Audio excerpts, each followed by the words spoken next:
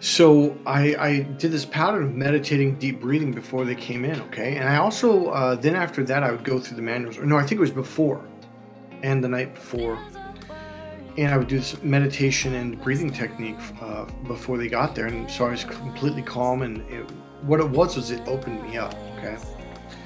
So after I did that, probably for about a year more, maybe 2 years working with clients, I realized that was taking up a lot of my time and it was a lot of effort. And I just kind of one day said, you know what, just wing it. Just, you've been doing this for a while. You read your ass off. You studied your butt. And that's the thing is, like, you have to know your stuff though.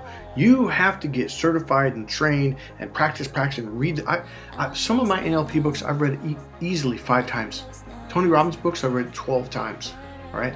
I went through the practitioner course 13 times, and that thing takes about 2 months to go through. I went through that thing day and night constantly, okay, for years. So my point was, even though I practiced and practiced and practiced and practiced and practiced, there was still doubt. Do not believe or think for a moment that one day, suddenly, magically, deliciously, you're not going to have doubt. I always have doubt. But here's part of the experience. I realized in the beginning, you might stumble and bumble, but as you go along, you start getting the pieces and you're like, oh, okay, you start to see it. This can be in anything. This can be in math class, science, school. This could be starting a business. This could be doing the work that I do. It can be anything, boxing, kickboxing, and wrestling. You're not going to know everything. You're going to stumble and bumble. You're supposed to. All right? But the narcissist wants to convince you, if you're not perfect, if you don't know everything perfectly, and you perfectly do it the first time and every time, then you can't do it. That's such bullshit. But here's the thing about narcissists. They live in that world. That's what they really believe. That's the way they look at life. And that's why they're so stressed out all the time. Chill out, relax. So I think what I learned was just to go with the flow. And totally, now watch this. Totally be okay with not having a good session, with not having a good practice, with not doing something right the first time. Sometimes it takes a little while for me to connect with my clients. I realize that. All right. Sometimes they're not ready to open up. They need to get to know me better. All right. So I literally go with the flow, and all of a sudden everything works a lot better. And here's the main key. It'll just pop up, and all of a sudden, like, oh, there it is. I got it. Boom. So please give yourself a break and understand, number one, everybody has doubt. Every freaking body. Oh, I know what I was going to tell you. It was a wrestling match in high school. I think I was a junior, and I was pretty good at that point. It might have been my senior year, but I don't think it was. But it was at a point, I think I was undefeated for like 20 matches or something. Like, I just was winning. And then I had an opponent that actually wasn't very good, and I knew it. Right? And my coaches knew it. My teammates. And I was so nervous. My coach said, what's up, Mike? I'm like, man, what if I lose to this guy? Fuck. And I was fucking nervous. And he goes, you know what, Mike? I'm actually glad that you have the jitters. I'm like, why? He goes, if you weren't nervous, he goes, then I'd be worried. I'm like, why? He goes, because it gets your adrenaline going and it gets you focused. He goes, it means you're taking this match seriously. He goes, trust me. He goes, trust the adrenaline. Trust the fear. He goes, let that. He didn't say, he said something like, go with it. Let that motivate you and inspire you. And man, it did. I pinned that guy in like 15 seconds. I was like, I did not want to lose to this guy because that would have been awful.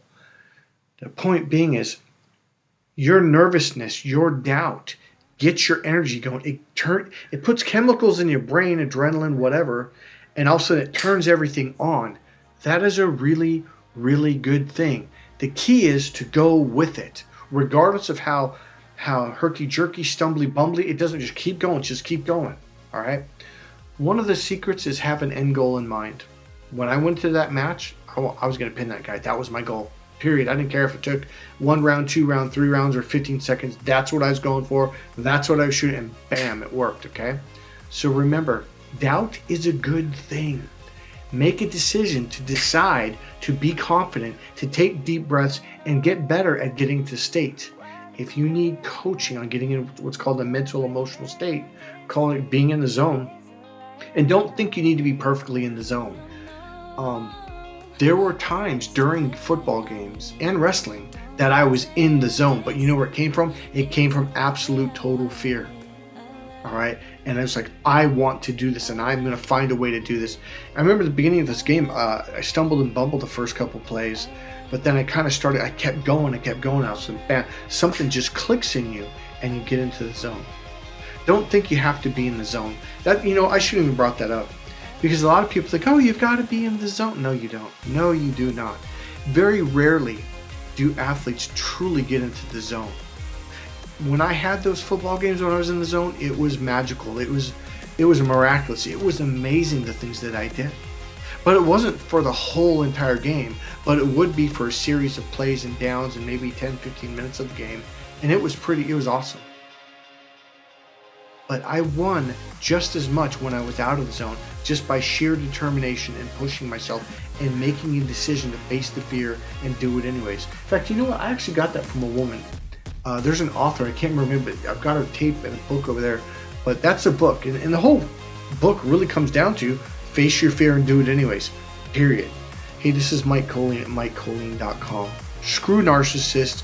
Get back up no matter what happens to you. In fact, you know what? I'm going to make a quick video on that. See you soon.